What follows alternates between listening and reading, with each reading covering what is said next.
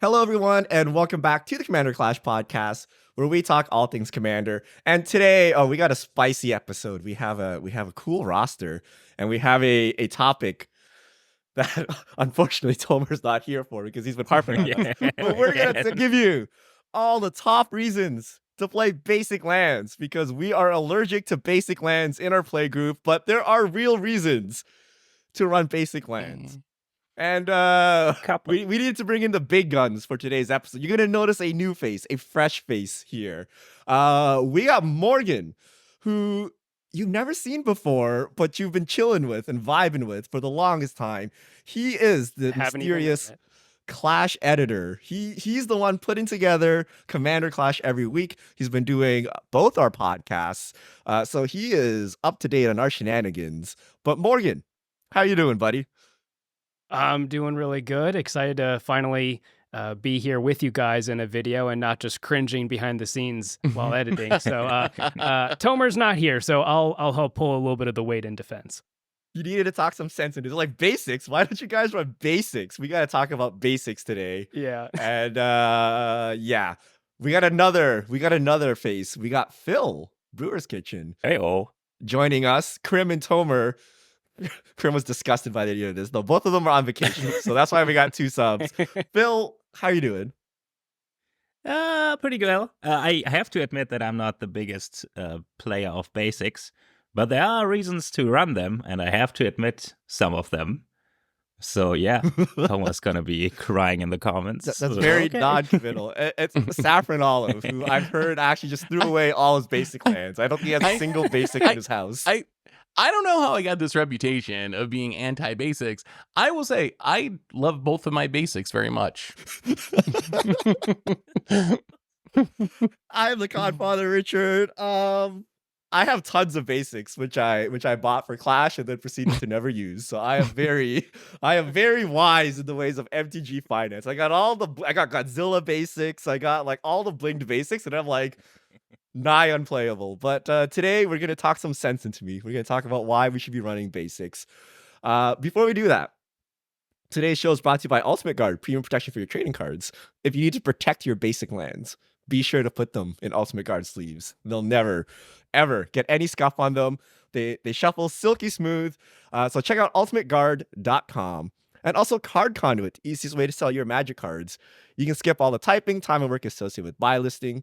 The curated service lets you send in as many cards as you want with buy list value of $1 or more, and you pay just a 5% service fee. And you can use our sorted service where you list and sort your cards and pay only 2%. You get a detailed report and fast payment once your order is processed.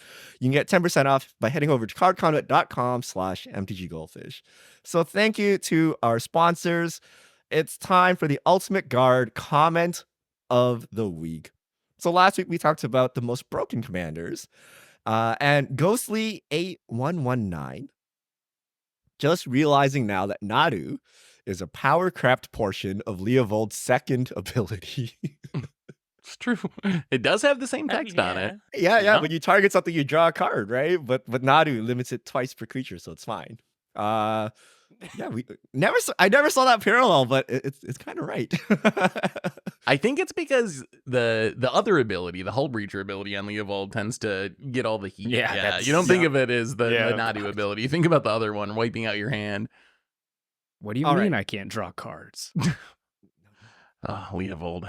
So let's go into reasons to run basic lands. So we're first going to talk about some overarching benefits of running basics, and then we'll get into specific basic payoffs.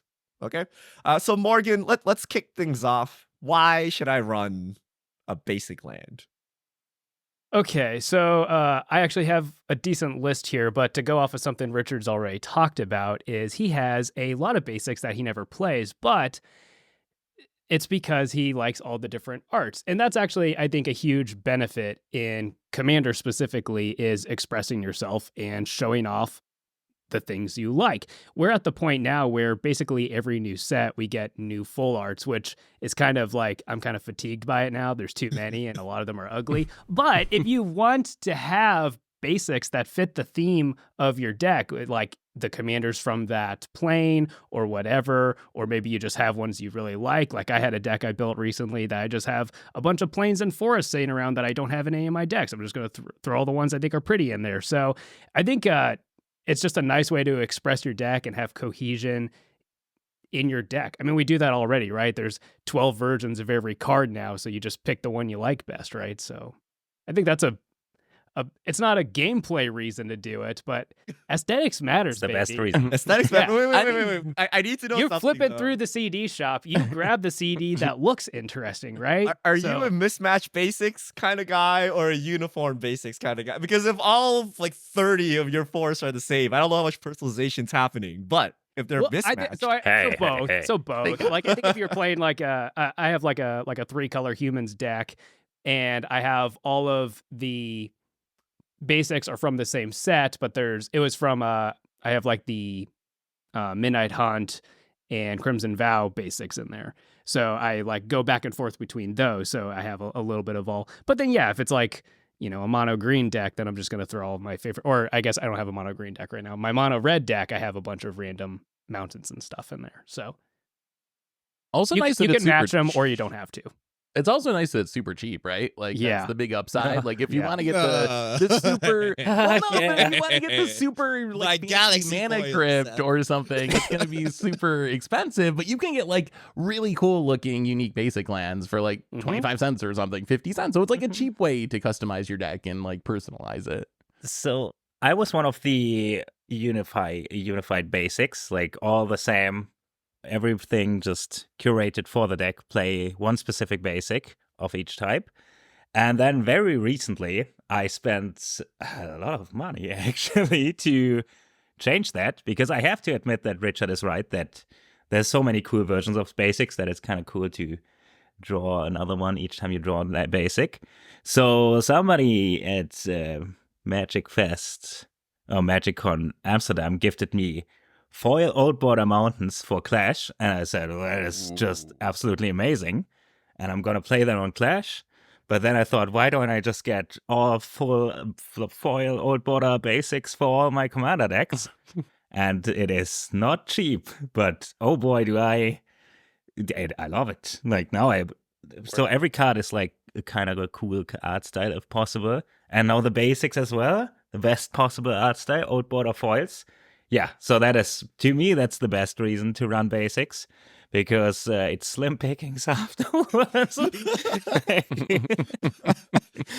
I have Okay, wait. Let's talk about the most important reason to run basics: reliability. Okay, do you know how much money you pay for untapped mana? Like a lot, right? So like original dual lands are expensive because they're a dual land that comes into play untapped unconditionally. Shock lands are expensive because you can pay a mere 2 life and then they come into play untapped. A basic always comes into play untapped, and it always adds the color that it's supposed to add, unless there's some terrible staxing going on, right? But a forest will always add green mana, a mountain will always add red, and in the this day and age of greed, we kind of take it for granted, right? There's a lot of lands that we play in Clash that just simply do not produce mana, period. Right? Like that you Maze play of on it. Clash. Glacial Chasm. Like these things don't even add mana, right? But the fundamental role is to add mana, right? And to add colored mana and to cast your spells. So like we take that for granted, right? We joke about the Richard mana base where I have an assortment of lands and I can't play any spells, right? But like basics will usually get you around that, especially in 1 to 2 color decks. Once you start getting to 3, 4, 5 color decks, it might be a little sus if you have too many. But Tomer swears by like the 8 basic 5C mana base, so I don't know, right? I mean, that is true. They do what they're supposed to do. They're not flashy or exciting or especially good, but they do always have that baseline, right? The baseline is very solid on basics, which I guess is good. I think though there's even a more important reason, which is There's hate for non-basics. We see that on Commander Clash like quite a bit. Like, I got wrecked by a winter orb. We've seen Blood Moons. We've seen Ruinations. There's a lot of cards that specifically target non-basics, and if you just overload your deck with non-basics, you're going to get really punished by those cards. But if you're playing the Tomer mana base and you got 20 basics, not only do you not care, but if you want to be a little bit mean, you can actually play those cards in your deck to get the greedy players that are playing a whole bunch of non-basics. So I think that's like, for me, the biggest reason to play more basics is just dodging the powerful hate cards for non-basics. That's I feel like you guys have joked for a couple years that Tomer is like one bad day away from becoming a chaos control player. And I think when he comes back next season, I think that's what's going to happen. I think Tomer's going to show up with his all basic mana base and just Ruination every game. Yeah, I assume that will be happening at least on one episode. I mean, until if he does that, you need to run 37 basics.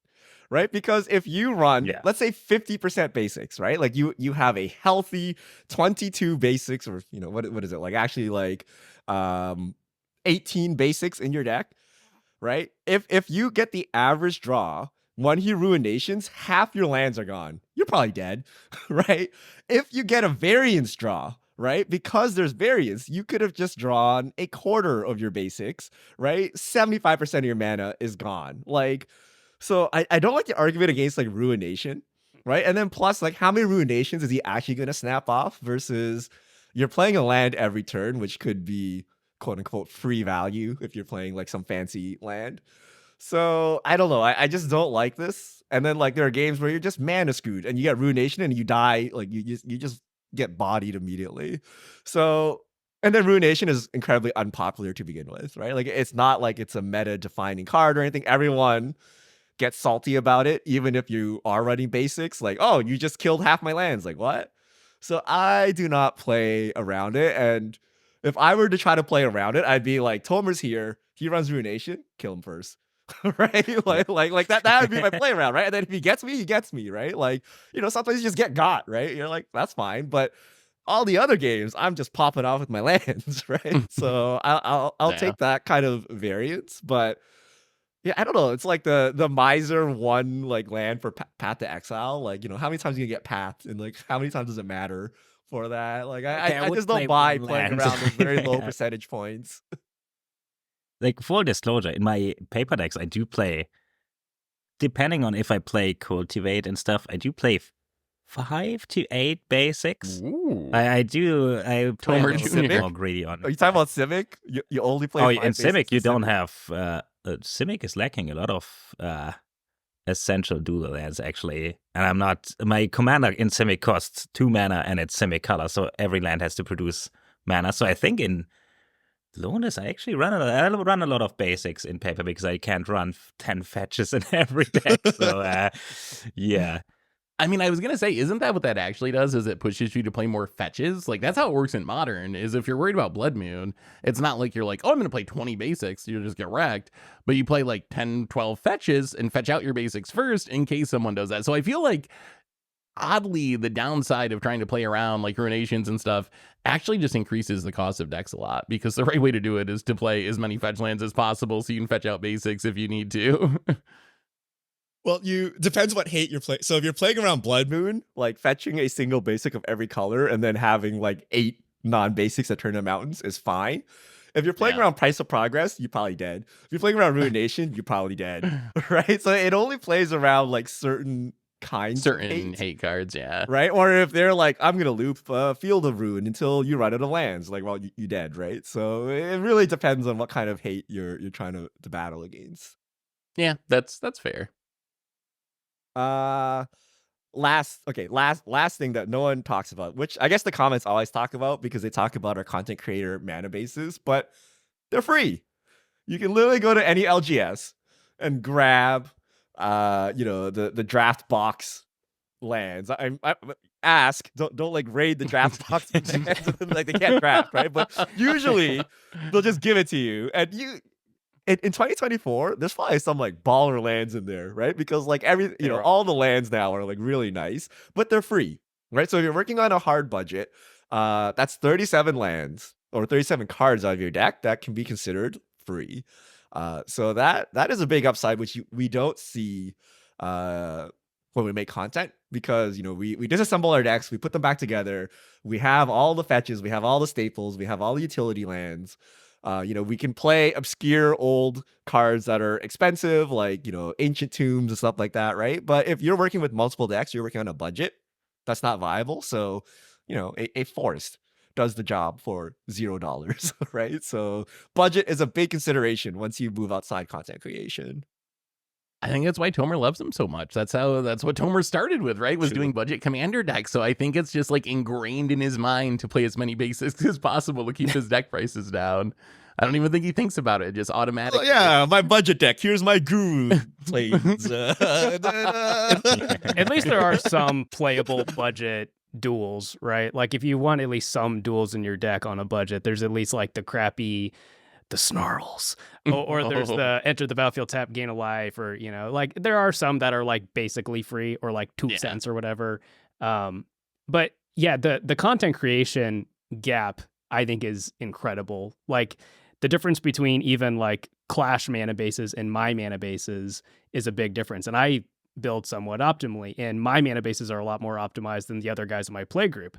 But we have a YouTube channel together, and I know that their mana bases are more optimized than a lot of other like more casual people. So I think that like casual people, and it's not just a Commander Clash thing, it's just content creators in general, but a lot of people will be looking and be like, oh, their mana base is $900.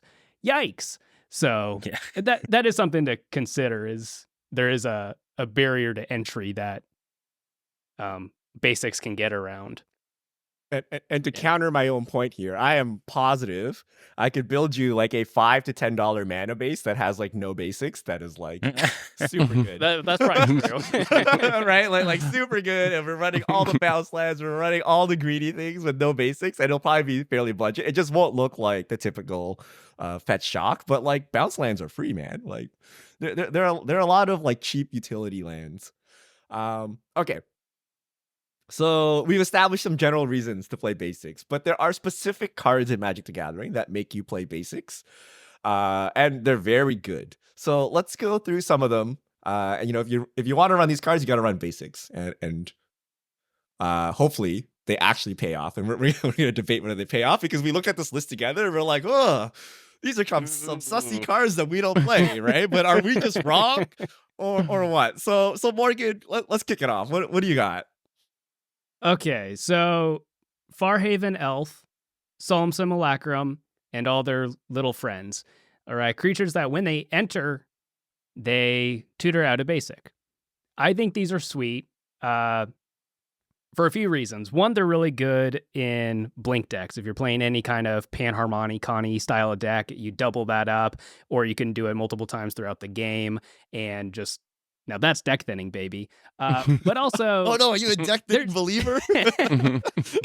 only when you really get to the ceiling. Generally, I just say it to be funny. But there's other synergies with these creatures too. Like if you're just playing like a generic creature deck and you have like Guardian Projects, Beast Whisperer, stuff like that, then you're playing creatures that are also ramping you. Now there are ones that will grab non-basics, but there's more ones that are basic specific, and enough of them that I think it's worth cramming those in those creature specific decks. Or Solemn's also an artifact, so it works with artifact decks and whatnot. This one's a weird one here. We play all these. Yeah. These are actually, we've seen these all on Clash. No? You're a Solemn believer, Seth. Yes. I play Solemn, but you don't have to play 18 basics to play Solemn. You can play 3 basics and play Solemn. Oh, you don't need to play that. Basic person. Okay. No, so I do agree. I do agree, but what I would say is I feel like this is becoming less and less of a reason as Wizards keeps printing sewing microspawns in these creatures that do the same thing but get non-basic. So as they power creep by printing all these non-basic creature land tutors, Fairhaven Elves and those other cards are like slowly dropping down my list because I can do the same thing and get a non-basic land, so I don't have to restrict myself to basics to have a creature tutor them up as much anymore. So I still think they're good now, but I think they're trending down for me set by set as Wizards prints these non-basic land tutor creatures. Unless it's Sakura Tribe Elder. It wasn't on this list, but this one is like, I doubt that they will power creep this. And this is actually... You get a forest. That makes so...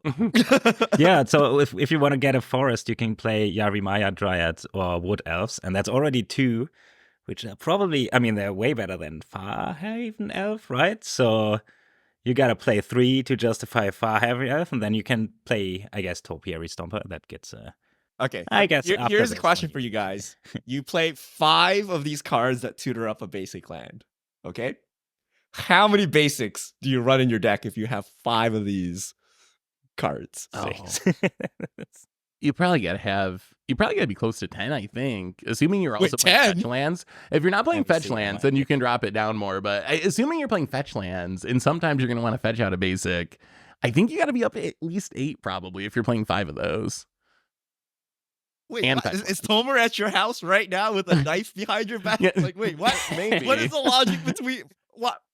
Why 8 to 10 if there's only 5 of these? Well, because you might draw some naturally. You might need to fetch some of them out, and then your Fairhaven Elf is the worst card in your deck if it's not getting a land. It is stone, absolutely unplayable. Like, that's the thing. Like, if those cards aren't doing their thing, they're so bad that you got to make sure they actually do their thing. So I think you need a little cushion, right? I don't think you can play 5 of them in 5 basics, because what if you draw 1 basic and you draw like multiple of your ramp spells? You're gonna like fail to find, and it's so bad. Morgan, as a sane basic person, how many basics do you run? I think it depends on how many colors are in your deck. I mean, I think if you're playing cards like Farhaven and stuff like that, you're probably green heavy. So let's say maximum 3 color deck. You're probably, I don't know, maybe 10 to 12. Because I think the biggest reason is like what Seth said, is that you need to make sure you have enough in your deck that these will always do their thing, because otherwise they feel bad. Like, yeah, you probably have your other creature synergies that will draw you a card when a creature enters or whatever, or you just care about having a mass number of creatures, like you're an elf ball deck or something. But it feels really bad if it doesn't do the thing that you put it in the deck for. So I think you just want to make sure that you never run into that situation. Damn, am I the only one? So if I have 5, I'm running 3 to 4 basics. Well, less than the right. Assuming each one like fetches only 1, right? If you're playing crap that fetches more, you might do. But here's the logic, right? Why would I ever use my fetch land to grab a basic? That's ridiculous. That is glued to a Surveyor land or a dual land, right? So the only reason it's because you need the mana right now and you have 1 life left. Yeah, you don't have the life. If I'm somehow at 1 life on turn 2, things have gone really wrong, right? if it's like turn 8 and I can't sequence in a way to not fetch 1 life, then so be it. You got me. But like, the logic I have is you're not going to draw all of these ramp sources, right? So, if I only have 5 in my deck, I'm probably only going to draw like 1 to 2 the whole game. So why do I need so many basics, right? And again, like, how many basics am I going to draw out of my deck, right? So I go less than the number needed. And that is why I'm terrified when Krim mills me. Like, oh God, like what if he mills like my basics, right? But I'd rather take the upside of my basic being like, say, a bounce land. I'll trade that for the downside of like once in a while I'll draw a Farhaven Elf off the top of my deck and I have nothing to fetch. Like, that's fine, right? Like, I'm not like, it's worth it to me, right? So I actually run less than the number of sources, which I'm surprised, Seth, you're not on. I gotta get you on this. I gotta get you on this trade. Too greedy for me. Yeah, I got it. Well, no, I go the other direction, and I just don't play things that tutor out basics to avoid the whole conversation. Like that's what I normally do. Well, you play Solemn. You play Solemn. I play right? Solemn. But that's usually my only one. It's usually Solemn, a bunch of Wood Elves and Nature's Lures and so forth.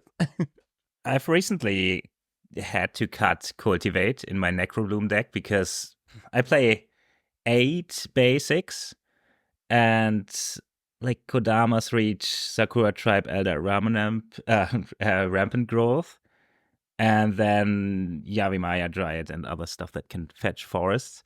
But what I usually do is check for mana pips in my spells. So if I need... For example, I play Eerie Ultimatum that needs 3 black, so I should have 3 blacks. I lied. I have 2 gotta be a little risky there. But I usually try to see. You made him through a blood moon, Phil. What's going on? Yeah, I usually Worst try case to, scenario, baby. yeah, to try to see what happens if I fetched up all my basics. In this case, I have 8 mana, which should be good to play the game. Same with Maelstrom Wanderer. My Maelstrom Wanderer deck has 8 basics, so worst case, I can cast my Maelstrom Wanderer if I'm out of basics. So yeah, I mean- try to have enough. So it really does. 3 sounds a little criminal, like less than. Okay, so I wouldn't play less basics than sources that But fetch up. you have to play. So And it's not like you before that, I play like cut 2 both. ramps and then you play 0 basics, right? But like if you play something like 8 sources that ramp, right? Then you're at like 10 basics. I know that's a complete and utter lie because no one plays 10 basics, right? So you gotta cut it back to 5, right?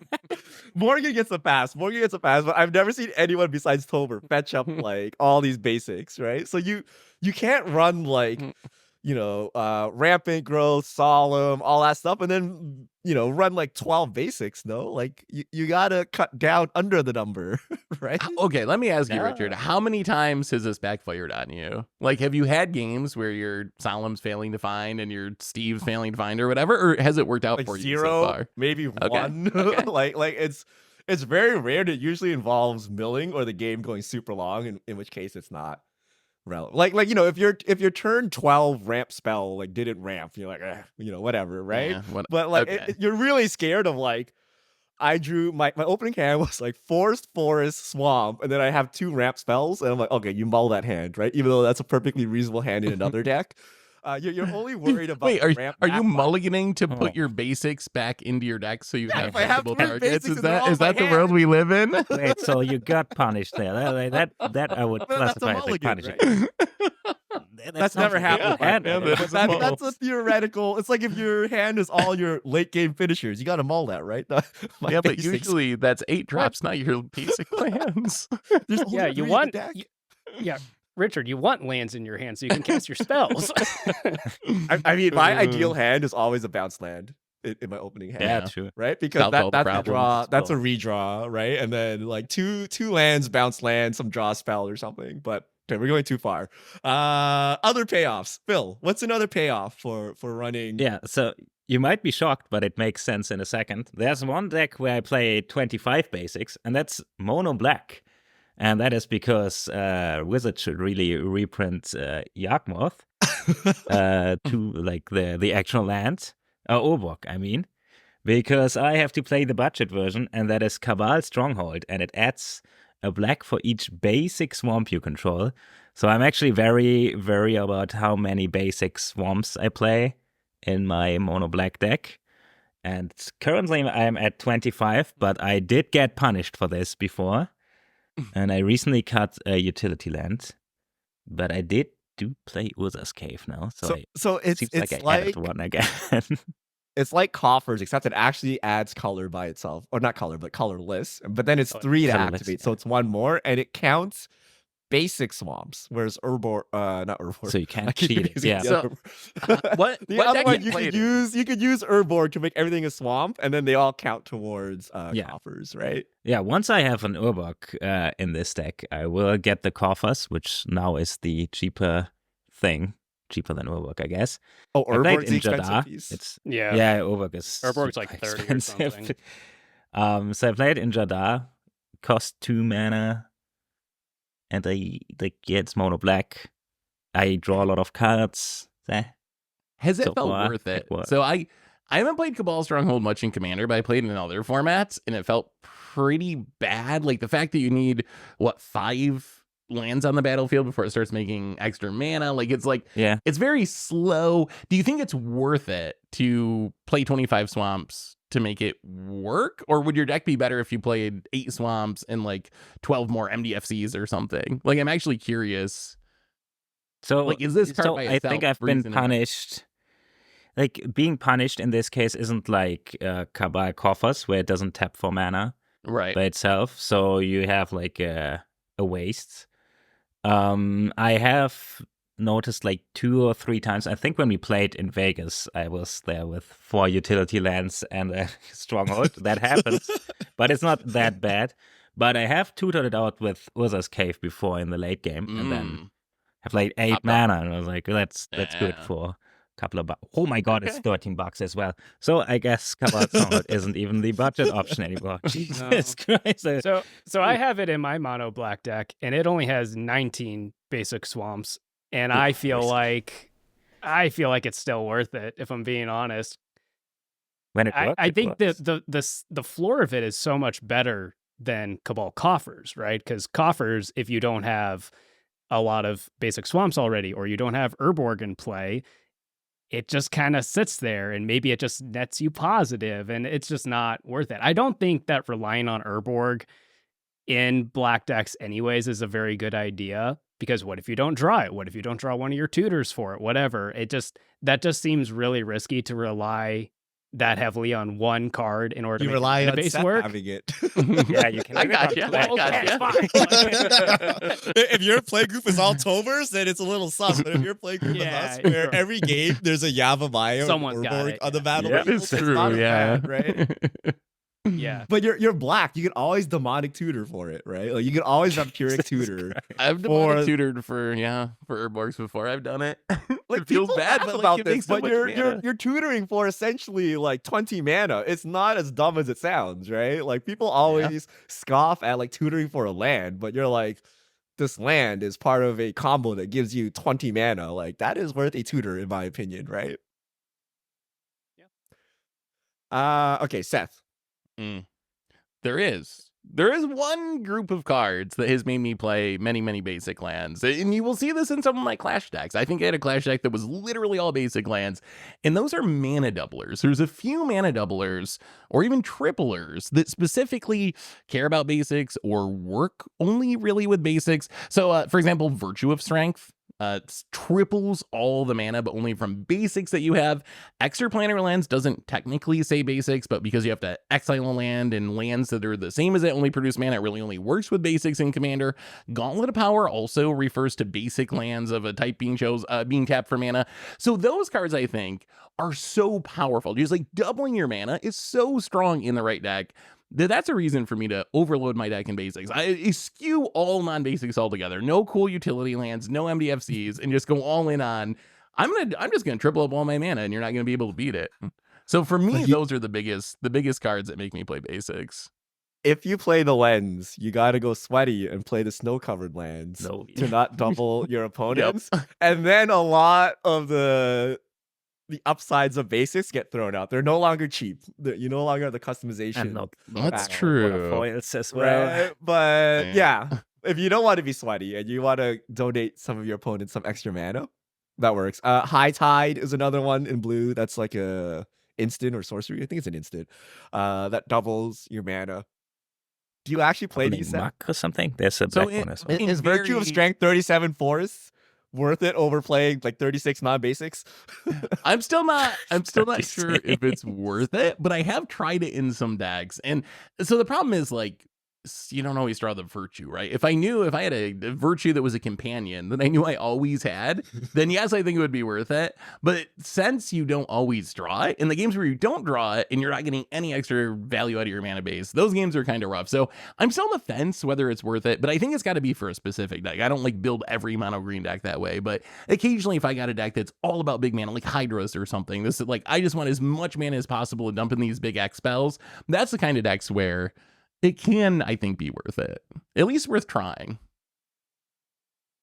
So you said that it was more expensive to go snow, and that is technically true. Normal basics are like basically free, and then snow do actually cost some amount of money. But like the most expensive one is like 80 cents. So, assuming that you don't need like... the Secret Lair ones are really expensive. But like if you just want like the ones from Kaldheim or Modern Horizons or whatever, they're like 40, 50 cents, whatever. That makes it, I think, worth it if you're trying to run extra planar lens or whatever. Yeah. I used to be like Seth. I used to try to believe in this, But then I'm like, if I'm in green and I need big mana, I'm like, I'm gonna play Nykthos. I'm gonna play Castle Garenbrig. I'm gonna play like my bounce lands to make sure I can hit all my land drops to make sure that like this happens, right? I'm gonna play Vesuva Thespian Stage, which will copy the flipped Dousing Dagger over there, which will give me way more mana than any lens would ever do. So I end up playing all these non-basics anyway if I'm trying to big ramp. And then the biggest problem is every game I will, use like 10 to 15 of my lands, right? 10 to 15 of 37 lands. But I will only see like 20 of 60 cards in my deck. And how often will that be a Virtue of Strength?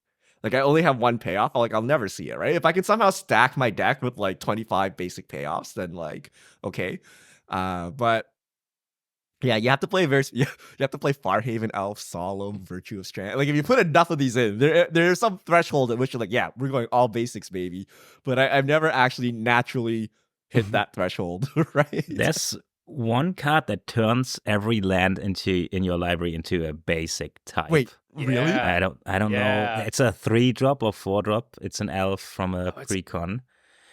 I think it's from I don't think is this how you technically appease the YouTube comments? Wait, so are they actually basics though, or right?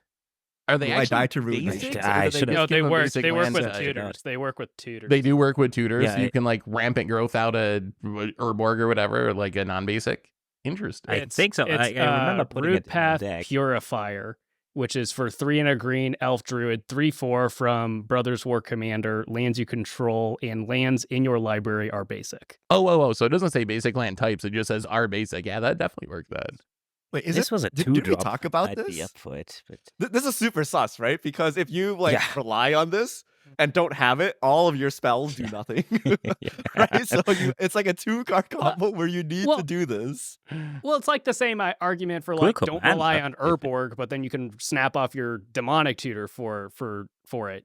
I mean, the same thing applies here. I mean, it's a creature, and you're green. You have the green. Ceiling of coffers is much higher than the ceiling of rapid growth, though, right? I guess you do the Richard thing. Right? You run 3 basics that can be emergency backup fetches until you get this piece down, and then you can go get your Surveil lands out of your deck. Right. That's the use for it. Like it seems like a great Richard card, right? If you're playing that few basics and still playing the rampant growths and stuff, then the games where you do draw this is like a banger because you're getting Field of Ruin and you're getting like your best non-basic lands out of your deck with your rampant growths, which is kind of absurd. You can play this and then Ruination. Just play all in. Got 'em. Don't. This. I'm glad that's the Crim strategy where you Ruination having 0 basics. Baller. So I think the biggest argument against any of these doublers is that if you need this amount of like just absurd amounts of mana, you're probably like some kind of big green stompy deck or something there of the likes. And then there's Nyx Bloom Ancient, which is a big creature itself, so that will play into the other synergies of your deck. So I like these cards, but that's just all that's any land. So I think that's the one argument against this category is Nyx Bloom Ancient exists. It's true. Okay. That is a good counter argument. So the common theme of all of these is like, but wait, there's another card that does it, but doesn't have the basic clause, right? We've seen it for Farhaven Elf. We've seen it for Cabal Stronghold. We've even seen it for Mana Triplers. But I got you guys. 1 mana enchantment land tax, right? If you control less lands, you can search for up to 3 basics. Put them in your hand. That's a 1 mana draw 3. This is the only reason I play any number of basics. Like this has made me try to play more than like 3 basics, right? Like I try to jam in like 7, 8 basics. I know I asked Tomer this, right? Like if you have land tax in your deck, how many basics do you run? And he's like 18 because I plan on like ripping this like 3 times. I'm like 6 planes is like all you need. If you somehow draw 6 off the land tax, you're good to go. You don't need to draw more. But land tax, there is no land tax that is better that like, allows you to do it with non-basics, right? So I actually play land tax. I rediscovered it after a while because we forgot about it. And basic planes. I can use my shiny Lord of the Rings basic planes now.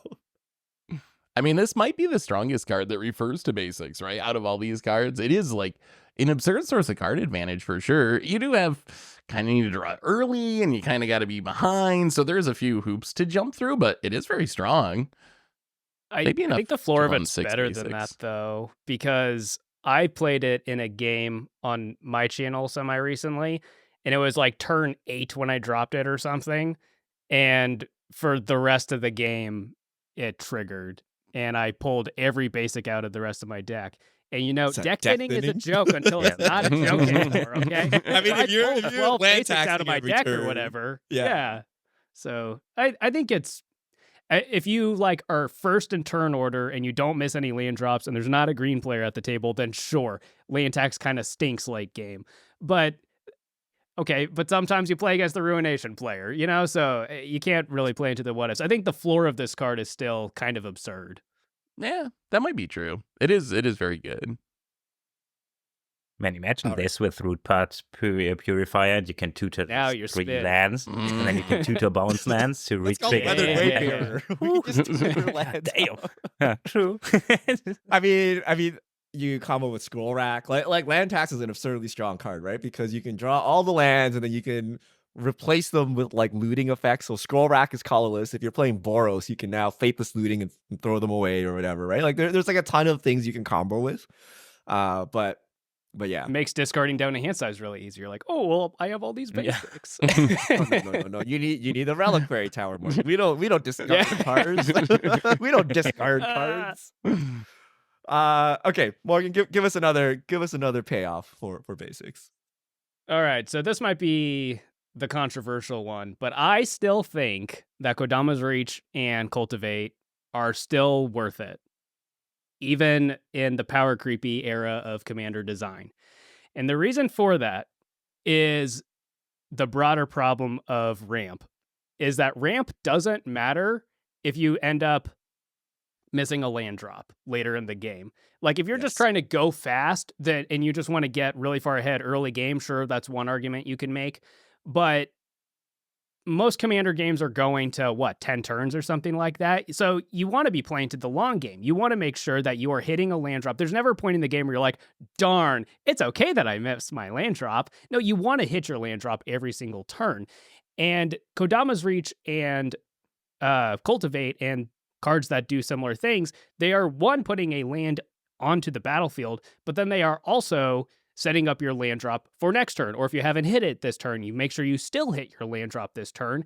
And then also just these ones that grab multiple basics at a time are nice because, like we had talked about for like budgetary reasons, if you just can't run as many duels, this is a great way to fix your mana. Like I'm playing a 2 or 3 color deck. I'm going to grab one of 2 different colors. So I think it's good on multiple levels, but then there's also ones that scale better. Like there's Harvest Season if you're playing a go wide deck or anything like that. So yeah, I think they're still worth it, even though most people aren't really playing as much 3 mana ramp these days.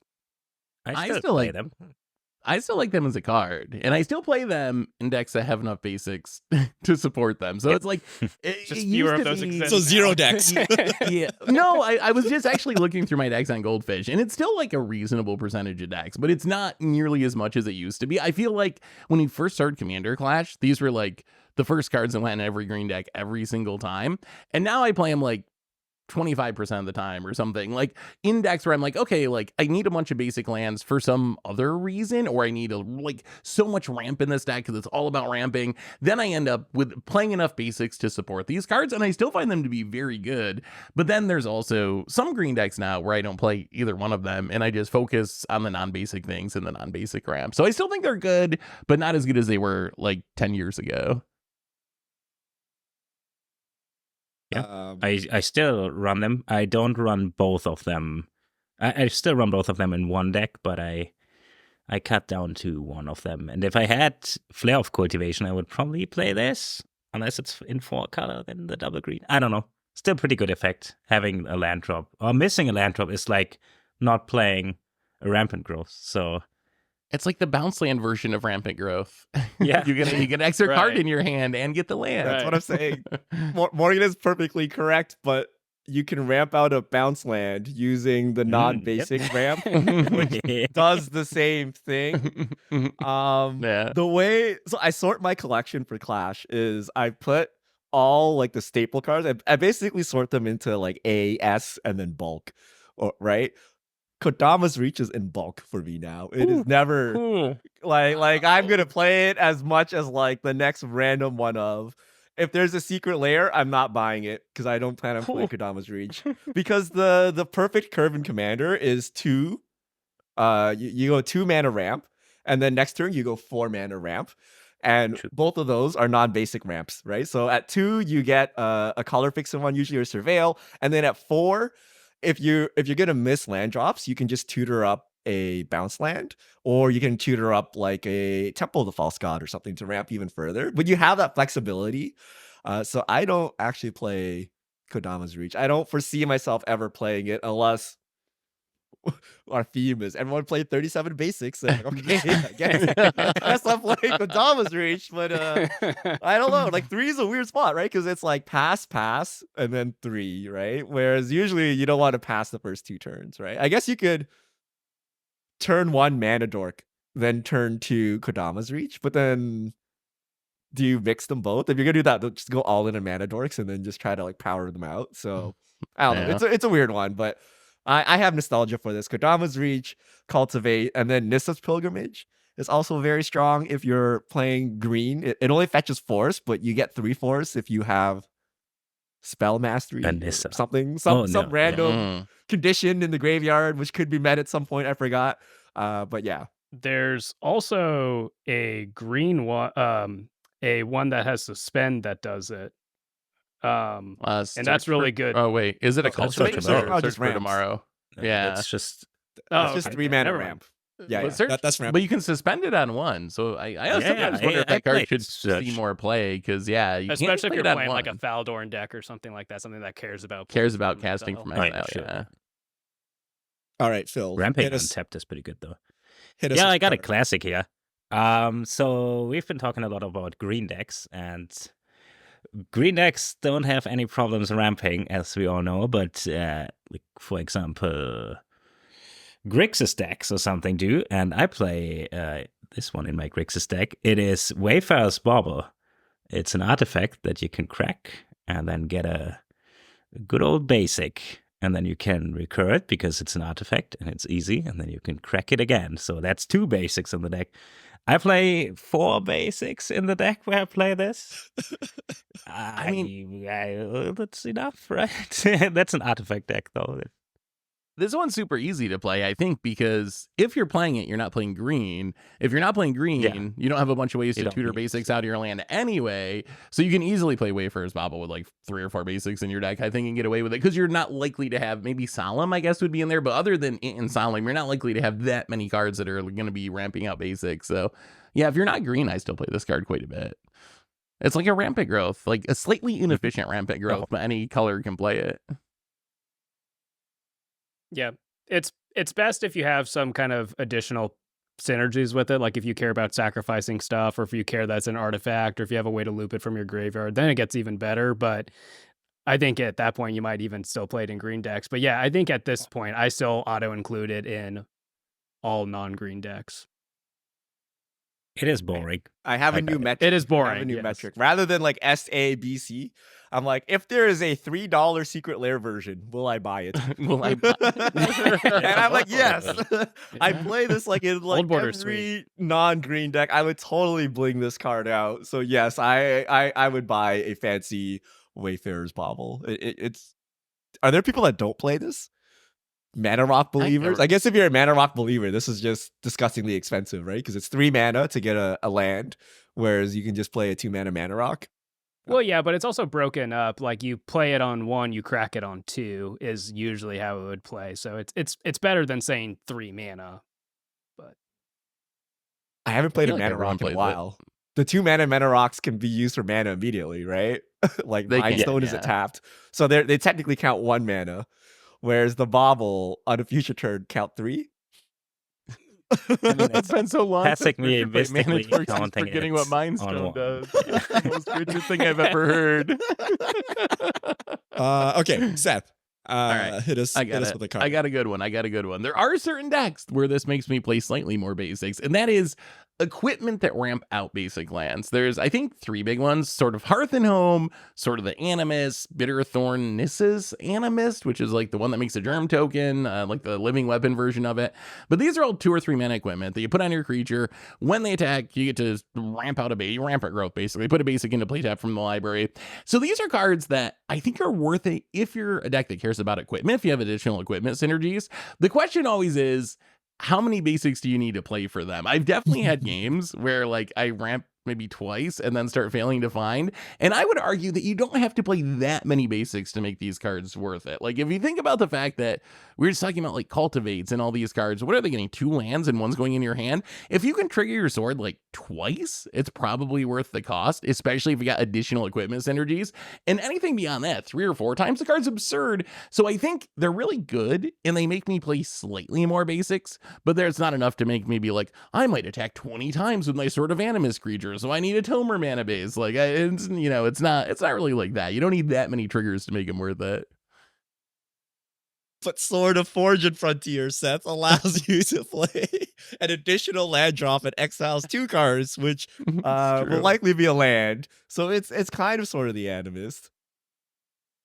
It is, yeah. That works with non-basics. But if you're an equipment deck, you like the redundancy, right? Like you can play Sword of Frontier and play 1 or 2 of these. You used to play these a ton, Richard. I'm actually super curious because these used to be like Richard staples. I associate Sword of the Animus very much with you. Do you play them at all anymore, or have you got rid of them altogether? No, I have to run too many basics for them because they're so conditional, right? Like, so I try to put it in my deck and I look at it, I'm like, I need like how many basics? I need at least like 4 basics for the sword, right? Especially if you're running multiple swords. But then I'm like, I need a creature, I need to equip, it needs to hit twice for it to be worth it. I'm just going to play a Solemn, right? I am just going to play a Skyclave Relic and call it a day. So it's only Voltron decks, but even in Voltron decks, I don't need that much ramp, right? Like 1 sword, I can probably fetch up the sword I want. So I have toned down on this a lot. The only deck I recently put it in was my Malcolm deck. That's like a 2-drop hasty Izzet commander. So that thing can swing early, like very early. So I can get a sword down quickly on it and then ramp like 3 or 4 times. I would consider reliably. So it depends on my commander, but like I don't put these in like a Rogue Rack deck anymore. I put Sword of Fortune Frontier. But yeah, I'm sad because I have this nice Sword of the Animus which I got for Clash, and then I proceeded to never use it. I'm like, into the bulk. Come on, I got this baller Hearth and Home sword. I'm like, come on. Right? So, like Feast and Famine also does a similar, like Feast and Famine does not technically ramp, but it like doubles your mana, right? Like, yeah, and you don't have to. Yeah, that's true. And it works better with non-basics, right? Because your tri-land doubles is 6 now, right? It's a lot, right? So yeah, it's kind of been power crept. So a lot of the equipment commanders aren't in green. Some of them are, like there's Dogmeat and like Galea and stuff like that, but a lot of them are, more Boros or even Esper, or like there's the new one from Modern Horizons that Seth played on Clash. So in those, like those would like to have some land ramp, right? Like you have white, but most of white ramp is catch up, right? And you can't rely on that. I don't like relying on that. So in your talismans and your signets are, prone to blowout. So I think these are good in any equipment deck, really. Bitterthorn is the best one, right? The Nissa's Animus one, because it comes in with the living weapon, right? So you don't have to then also pay the equip cost or whatever. So I like them. And plus, in those decks, you already have the other synergies for having more equipment anyways, right? You have like your SRAMs or whatever, that whenever you play your equipment, you're doing a thing, So. Richard, you're not talking about monocolor decks, though, right? If you're running a monocolor deck, you're not running like 4 basics or something. Did you not remember the game He's where literally I got done that ruination flat. on Mono Black? I mean, I think I was running seven. Yes. No, I was If you running play 7 or 8 mono red- basics in that deck. By the way, it's just due to sheer Let me variance, I see had how many. 0. But I gotta check my deck list here. So for Alexios, I played mono red. Let me see. I played I think it was 7. 14 mountains. I 14. felt like I played enough. That's 14 plenty. Yeah, you can That's slip plenty. your way Yeah. down to 7. Yeah. but I already played all the cool. I even played Strip Mine, Talon Gates, Urza's Cave, Urza Saga, Mycosyn's got like how Depends many? on the color. Black has a utility ton lands of do you really good utility Yeah. lands, like Phyrexian Yeah. Tower, whatever the thing that puts the creature back on top, like Lock Twain. Like it depends on the color too. Certain colors have more thing. But still, you play 36 letters. You gotta be able. Well, I mean, MDFCs. yeah. You gotta put all the MDFCs in there too, Phil.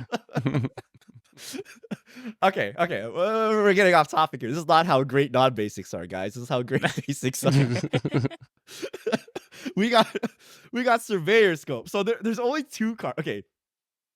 So like Solemn, I don't count as a basic payoff. Like you pay 1, and I don't even play 1. I play like 0.75, right? But there are 2 cards that require me to play an ample amount of basics, such that it warps my entire mana base. So land tax was 1, and the second is Surveyor Scope.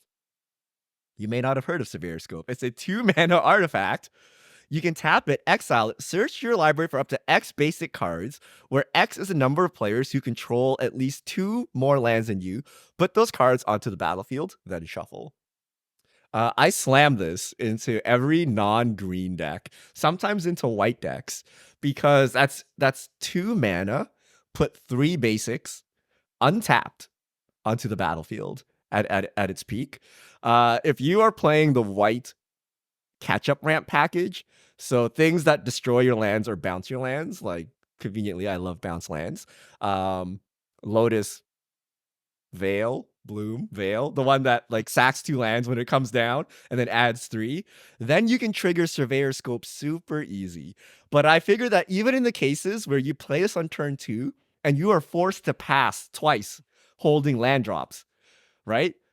It's still worth it, because you put 3 lands back, you put 3 lands on the battlefield, you catch back up, but you're holding your land still in your hand. So it's like a mega Kodama's Reach. So I always play this. Like this is one of the best cards that like no one ever plays. And I did the math once. Of like what happens if you skip 1 land drop? What happens when you skip 2 land drops? How net down are you? And it looks I very gotta destroy favorable. your scope. Yeah, what if someone Well, you beats with destroy the edge? scope, it's over. If I have to pass 2 land drops and you wreck stage it, I scoop. I'm like, I'm done. Yeah. You got me, good sir. You got me. I will say every time I've seen Richard play this card, it's looked really good. Yeah. And I'm pretty sure I remember a Clash game where you actually did like skip your land drop for 2 turns to make it work, and it still ended up working out that game. So can it work if you're not Richard though? I almost feel like this is one of those Richard specials that like you play so many bounce lands and your mana base are so built for it works really well for you. Do you think it would work for the average Clash podcast viewer? Like, can they just jam it in a deck and make this work, or do you got to be playing like 10 bounce lands and like the gotta play Richard bounce mana lands. base? Okay. But you don't need any particular skill or knowledge to use this, right? You just play the Right. bounce lands. You make sure you bounce your things back. And the only skill check is I've tried this once. This was on Magic Online where I won the die roll. I went first, right? And then I had all the white catch-up ramp, and I'm like, all this ramp sucks. So I'm just gonna pass. I don't want to go first. I want to go second, right? And then it put me last in turn order. Yeah, that was So that is the only skill check thing, right? When you play Surveyor Scope and like the white catch-up ramp, you don't want to go first. You want to go second, third, or I would take 4th over first if I was playing white, honestly, still. But like it's good. I think you should try it with a bounce land or with the Lotus Veils. It's really good. I'm surprised this isn't $1 million card. You know what? You can't even get a foil of this thing. That's how Wizards views this card. I was like trying to bling this thing. I'm like, wait a minute. There's like no alternate version. It doesn't exist. Nothing. Yeah, and it's like Nothing. under $1 too. It's like super cheap. So yeah, I like it. How many basics you play though, Richard? 3, exactly 3. So you can get 1 for each So of your this is where Surveyor it gets Scopes. sketchy, right? This is where it gets sketchy. When you have this and then you're playing like a Solemn and a thing. Like I mean, you end up with the richer mana base. I probably have like 4 basics, 5 basics. Okay. Usually. Okay. Depends if I'm playing white, because white has Knight of the White Orchid, which I think fetches only a basic That plane. gets a Or is it plane. Loyal Warhound? One of them fetches. One of them Yeah, gets a the basic, Warhound fetches only a basic. So you do the math, and then you apply the 0.75 Richard multiplier to it, and then call it a day.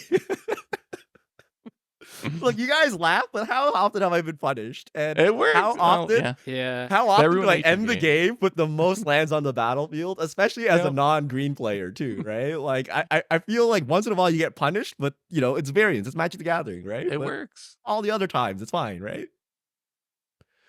I feel like you can only run so many of these catch-up ramp though. Like even if you're playing like mono white and you're really leaning into it, like can't you only like I don't know.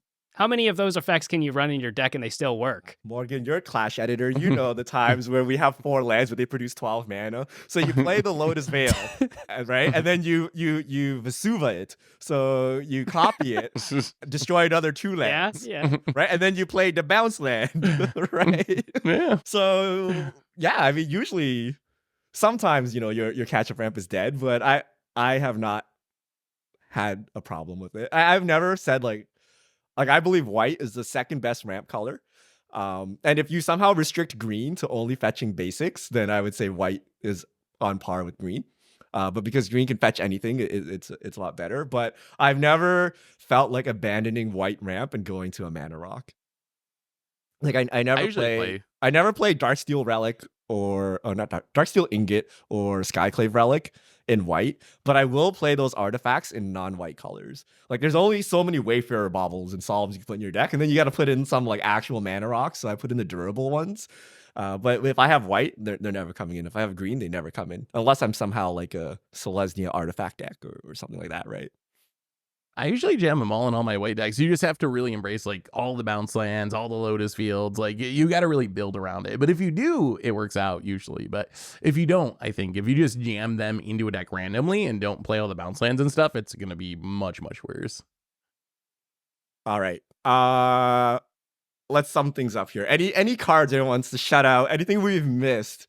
Are we basic believers? We tried, Tomer. We tried. Oh yeah, Tomer's seething. Tomer is seething right now. He chose the wrong week to go on vacation. Tomer, okay, shout out to Tomer. Tomer wants to call out the blue payoffs, which are the bouncy cards that rely on number of islands that you have. And I don't even know if they're basic islands or not. It just might be islands, or they're not. But engulf the shores, things like that, right? There's some payoffs. High Tide. Blue has a bunch of payoffs in blue. That was redundant. Blue has a bunch of payoffs that require having lots of islands, and they're obviously easier when you're running a lot of basics. Retraced image as well, if you want to go super fancy with it in blue. Heck yeah. Oh, the ramp. Oh, the ramp, the sus ramp. Mitotic manipulation and retraced image. Bill's pulled it off on Clash before. Yeah, it's possible. 1 in 1 chance it happens.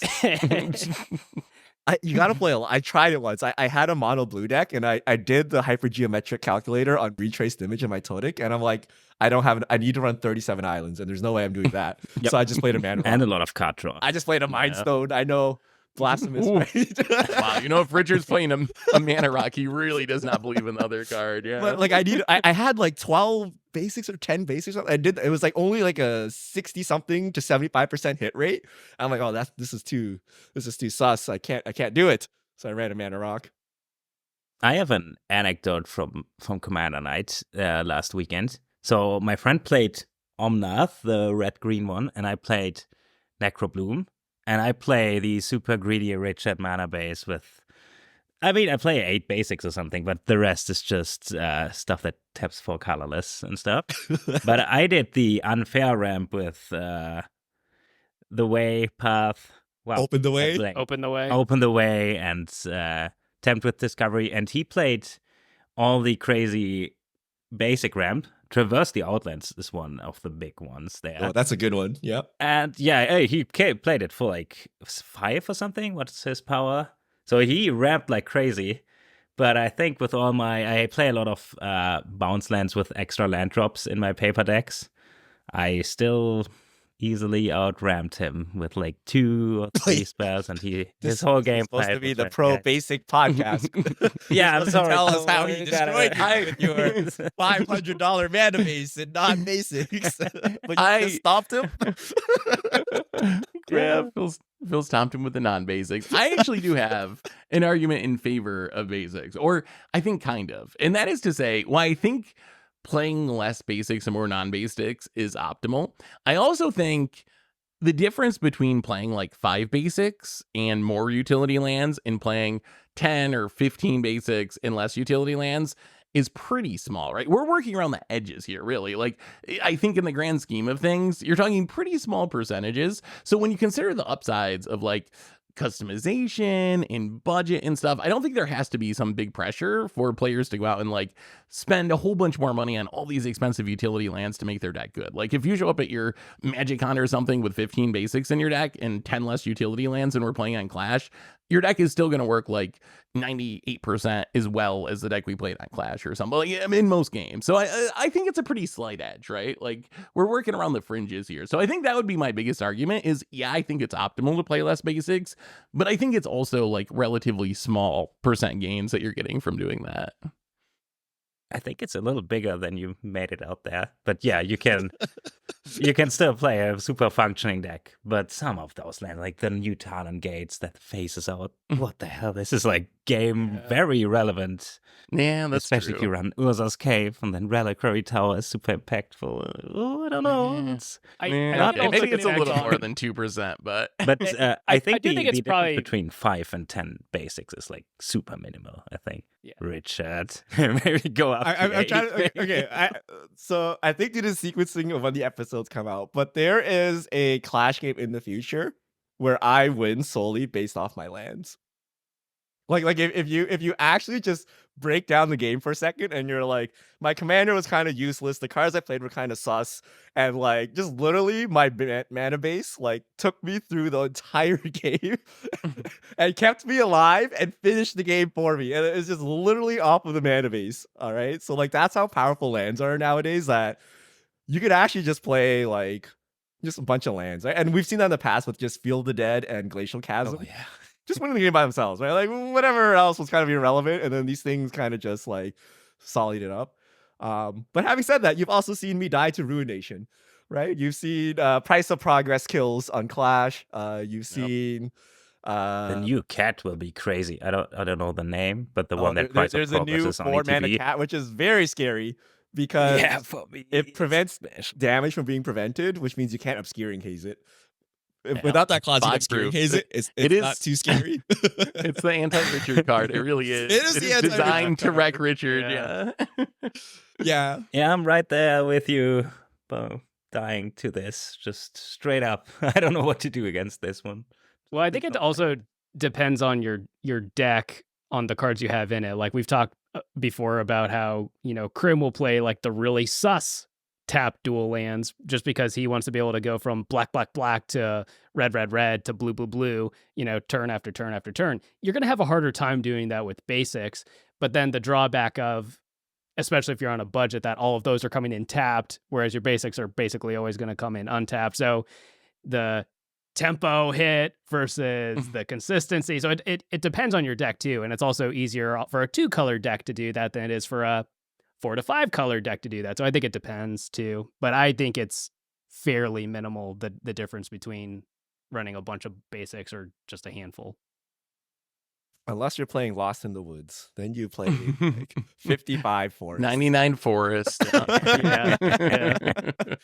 All right, that does it for this podcast. Let us know if you are a basic believer. And more importantly, I actually don't know what the answer is. Our fan base, or our viewer base, mismatch basics believers or not? Do you mismatch basics or do you match them all? I need to know. I feel we've come around. I feel... Does it count what I do? Like mismatch, but all of them are invasion or they say or foils? That's mismatching with a... I wouldn't. That's close enough, yeah. I don't know what do the competitive purists say when I make you discard a card When at they random thought and a sees force us and pops they out. know our hand, we're God. giving away information. But I want to know, if you run 37 basics, do you go to the LGS and be like, give me 37 full art Murders at Karloff Manor foil basics, please? Or do you just pull whatever random stuff you have? So let us know in the comments, and we'll see y'all back here next week.